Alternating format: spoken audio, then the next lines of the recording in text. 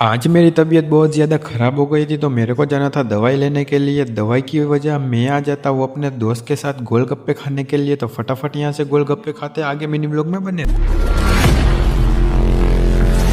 Hello दोस्तों, good morning. कैसे हो आप सभी लोग का हमारे फिर से एक नए मिनी ब्लॉग में स्वागत है। Day number 13। तो आज मेरी तबीयत कुछ ठीक नहीं थी, मेरे को आ गया था बुखार वगैरह, तो अभी मेरे को जाना था दवाई लेने के लिए। तो चलो फटाफट में रेडी होता हूँ और निकलता हूँ दवाई लेने के लिए। आप सब लोग मिनी ब्लॉग में बने रहिए। अभी मैं आ जाता हूँ पार्किंग में, गाड़ी को करता हूँ स्टार्ट और अभी मेरे को निकलना है दवाई लेने के लिए। दवाई लेने की वजह मैं आ जाता हूँ अपने दोस्त के साथ गोलगप्पे खाने के लिए। तो चलो फटाफट गोलगप्पे खाते और फिर निकलते दवाई लेने के लिए। अभी मैं पहुंच जाता हूँ घर पर और बाहर ठंड थोड़ी ज़्यादा थी तो मैं पहन लेता हूँ स्वेटर वगैरह। चलो अभी खाना पीना खा के गोली खा के अभी मैं सो जाता हूँ। इसी मिनी व्लॉग को करते यहीं पे एंड।